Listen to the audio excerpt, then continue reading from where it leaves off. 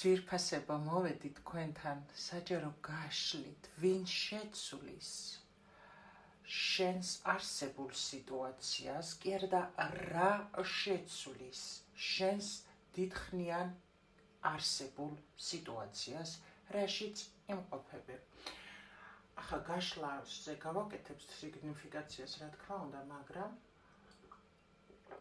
გაშლა იქნება როგორი ტიპის ადამიანებისთვის, იცით? ადამიანებისთვის, ვინც დიდი ხნის განმავლობაში არის ერთი და იგივე სიტუაციაში და ელოდება ეს ადამიანი რაიმე ცვლილებას, მაგრამ არაფერი არ იცვლება. ასეთი ტიპის სიტუაციისთვის გვექნება დღევანდელი გაშლა. მოგესალმებით ყველას აბსოლუტურად კიდევ ერთხელ ახალ ადამიანებს მივესალმები და ვეტყვი რომ თქვენ მოხდით არხზე შენი სულიერი სივრცე, ვინც ამ დრომდე გაჩერდით პირველად ამ ვიდეოზე მოხვედრილები. არხზე, რომელიც არის განკუთვნილი ეზოთერიული მიმართულებისკენ, მაგრამ არა სამკითხაო ფორმატით, არამედ აქ ჩვენ ვკითხულობთ ტაროს და არ ვკითხავთ. თუ რას ვკითხულობთ და როგორ ამას იხილავთ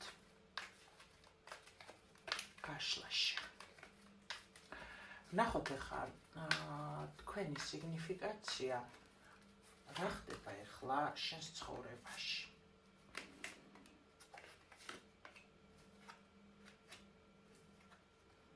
აი, რა ზუსტად მუშაობს ღმერთო. შენს ცხოვრებაში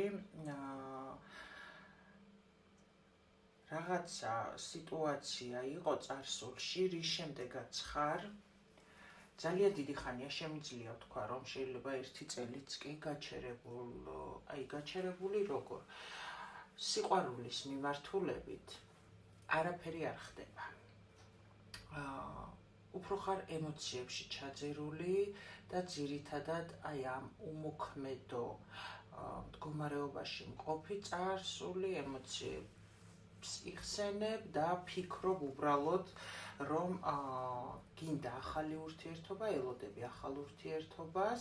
იცი რამე აქ ვიტყოდი, რომ შენ გონებაში ამ პერიოდის განმავლობაში სადამდე სტაგნაციაში იყავი, გაცნობიერების ფაზა მიმდინარეობდა, აცნობიერებდი სიტუაციებს ხარშავდი,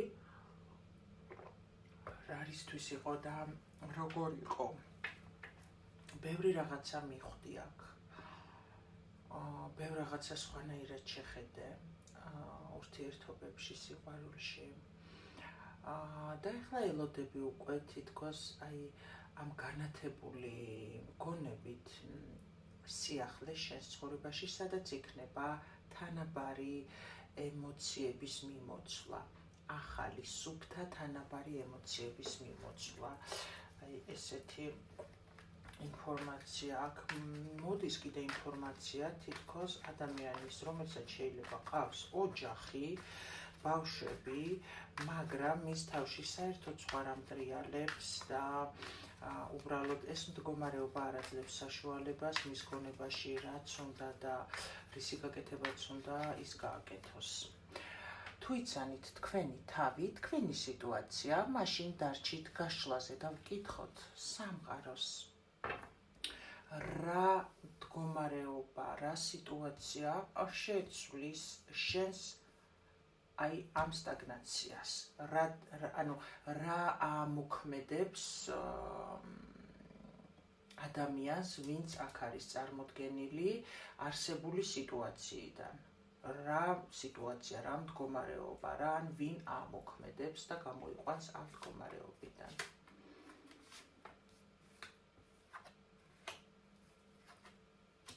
ნახე რა.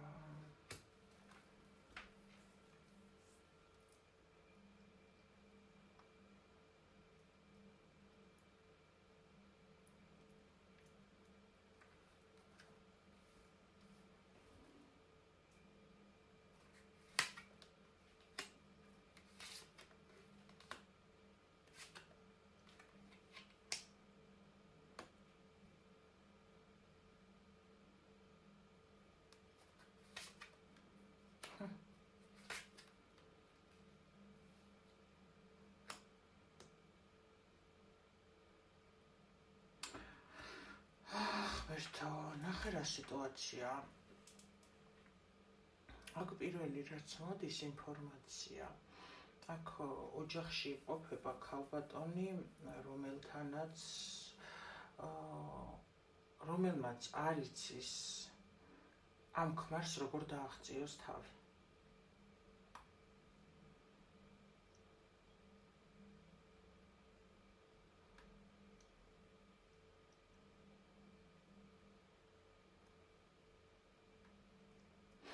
მე მამაკაცებზე გაშლას იცით, რომ ქალების გაშლაში არ ვურევ, თორემ აქ სხვა ინფორმაციაც მოდის.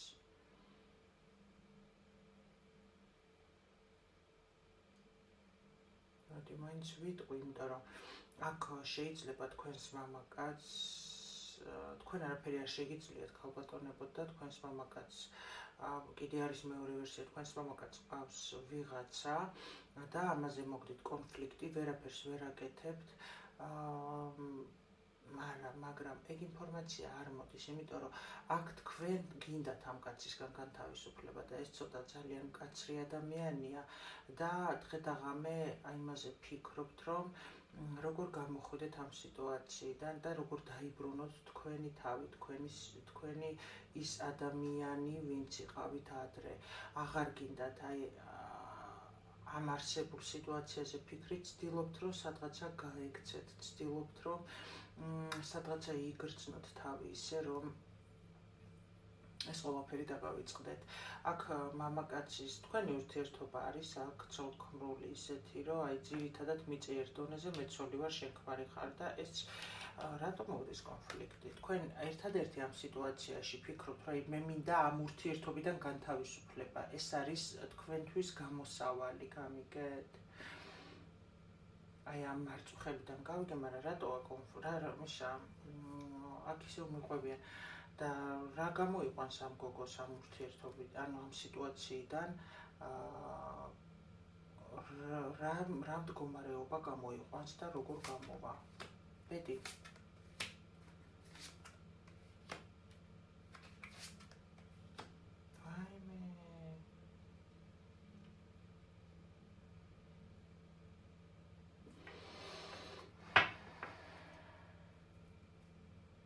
არის უკვე ადამიანი.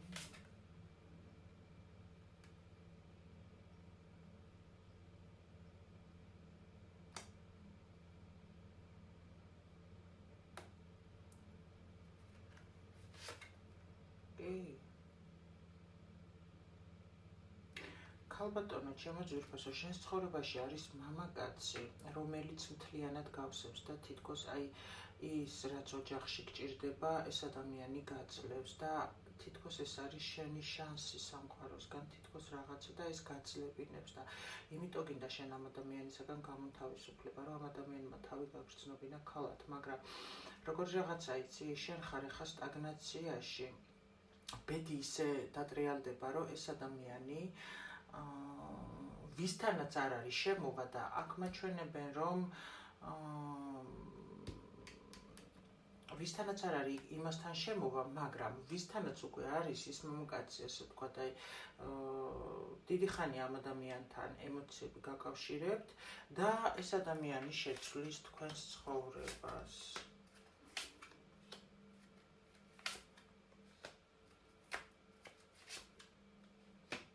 იცი როგორ არის? შეიძლება ეს ამ ადამიანს ცოტა ეშინო და რაიმე გადაწყვეტილების მიღება ამ სიყვარულთან დაკავშირებით, მაგრამ ისე დატრიალდება სიტუაცია, რომ თითქოს ეს კაცი რაღაცა ისე სერიოზულ ან ფარველობას შემოგთავაზებთ ან რაღაცას, ყოველ შემთხვევაში ისეც, რომ თქვენ ამ ადამიანის წყალობით გამოხვალთ ამ და რა ურთიერთობაა ეს? კარმული. ცოლ-ქმარში ოღონდ არის კარმული, რომელიც ძალიან დიდი ვნებით სიყვარულით, ცეცხლით დაიწყო, სუფთა სიყვარულით, მაგრამ ძალიან მტკივნეულად ვითარდებოდა და აქედან გამომდინარე, ეს ადამიანი, როგორც ჩანს, აქ ტრანზიტულ პარტნიორად მოგივლენს ბედის წერა, ან მოვლენილია და გამოგიყვანს. ახლა ამასთან ოჯახი არ მიჩანს, მაგრამ ეს ადამიანი გამოგზავნილია იმისთვის, რომ შენ ეს კარმა, რაც იდეაში უკვე განვლილი გაქვს ამ კაცთან და უბრალოდ ვერ გამოდიხარ ურთიერთობიდან, იმიტომ რომ ეგრეთ წოდებული ოჯახის სტატუსი აქვს ამ ურთიერთობას თქვენსას, ძალიან რთულია თქვენთვის აკოლხმა და უკვე დროა რომ ანუ ვერ გადავიდა ეს ურთიერთობა რბილ კავშირში და ამიტომ სამყარო აგზავნის ადამიანს, რომლის მეშვეობითაც ენერგეტიკულად ისე შეივსებით და ისე მოხდება, რომ ეს ადამიანი შეძლებს რომ ამ მამაკაცისგან ვისთანაც სულ კონფლიქტი გაქვთ რაღაცა